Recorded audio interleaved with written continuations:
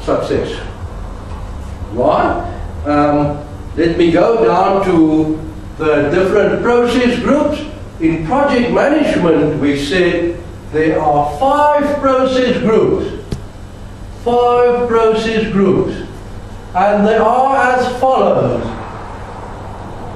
So just be very careful that the 5 process groups are not phases of the project. Earlier on we said there are 4 phases, generic phases in a project.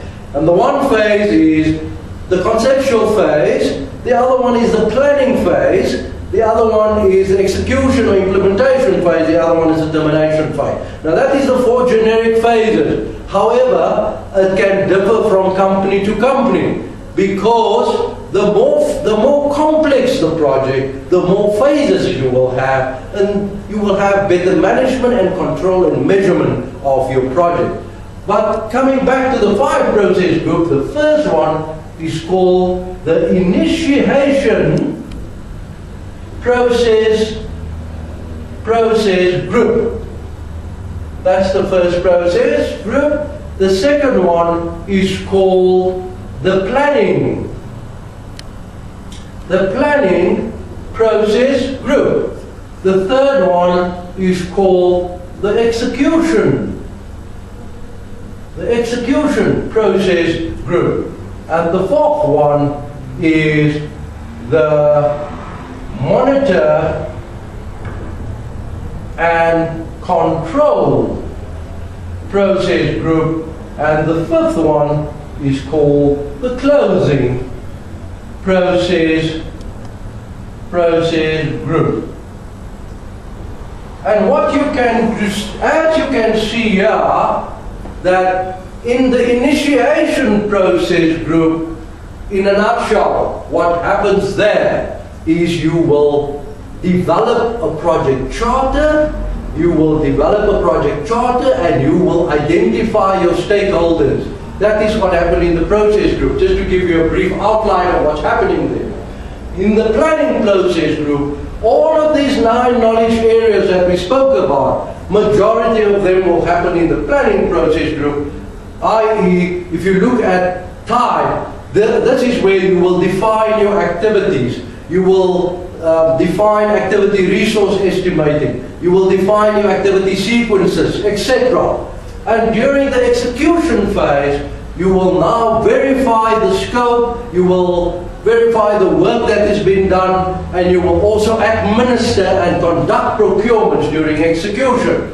During monitor and control, you will monitor and control the process work, and also the main thing that happens there is integrated change control. All changes to the scope, to the cost, to the schedule will be accommodated for in the monitor and control process. During the closing process, this is where you close your project and you close procurement. Because there are 2 things. The project needs to be closed, the contract needs to be closed, and all your lessons learned. If you look at this process in its entirety, lessons learned will be gathered across these process groups.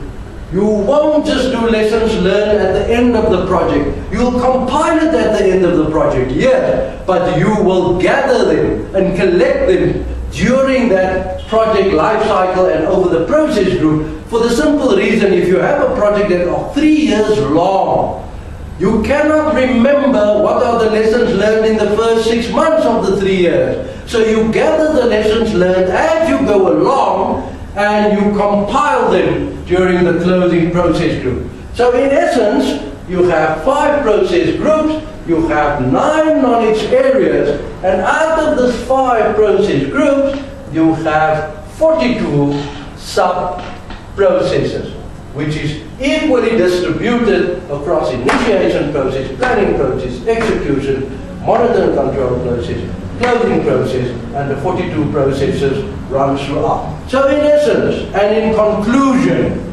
there are 9 knowledge areas in project management, which is time, cost, quality, scope, which is the core processes, and the facilitating processes is human resources, procurement, risk management, communication management, and human resource management. Can you see it spans across a wide spectrum?